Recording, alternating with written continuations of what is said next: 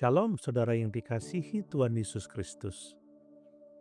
Hari ini kita merenungkan peristiwa penting ketika bangsa Israel merayakan Paskah di padang gurun sebagaimana dicatat dalam Bilangan pasal 9 ayat 1 sampai 14. Ini adalah Paskah pertama yang mereka rayakan setelah keluar dari Mesir.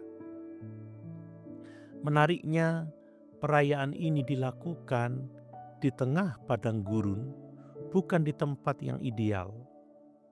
Tidak ada kenyamanan, tidak ada kemapanan, tetapi Tuhan tetap memerintahkan mereka untuk merayakan Paskah sesuai ketetapannya. Hal ini mengajarkan satu prinsip penting.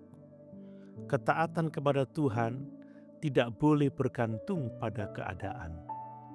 Secara manusiawi, bangsa Israel bisa saja berkata bahwa kondisi mereka tidak memungkinkan untuk merayakan Paskah dengan sempurna. Namun Tuhan tidak mengubah standarnya. Ia tetap menuntut ketaatan penuh.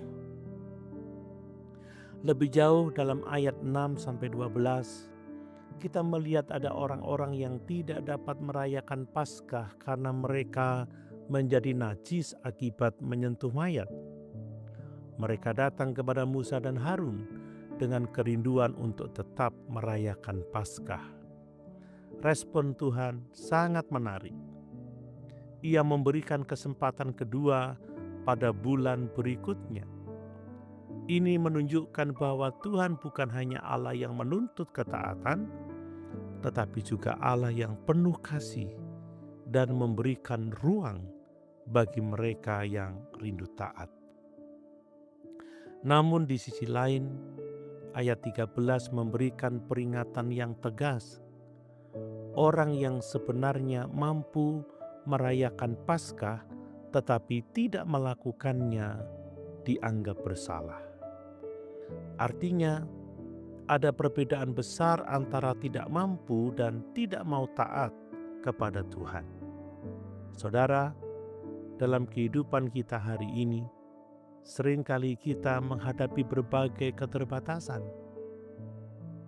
Waktu, kondisi, tekanan hidup, bahkan kelemahan pribadi. Namun firman Tuhan mengingatkan bahwa ketaatan tetap menjadi panggilan utama. Tuhan melihat hati kita. Apakah kita sungguh-sungguh rindu taat atau kita hanya mencari alasan untuk tidak taat? Dalam terang perjanjian baru, Paskah menemukan penggenapannya di dalam Yesus Kristus, Anak Domba Allah yang menghapus dosa dunia.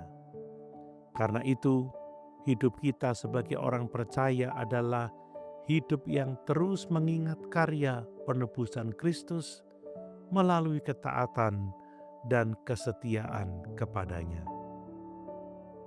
Renungan hari ini menegaskan ketaatan sejati lahir dari hati yang mengasihi Tuhan, bukan dari keadaan yang mendukung. Pertanyaan refleksi bagi kita, apakah kita tetap taat kepada Tuhan dalam situasi yang sulit? Apakah kita memiliki kerinduan yang sungguh untuk hidup seturut kehendak-Nya? Mari kita berdoa.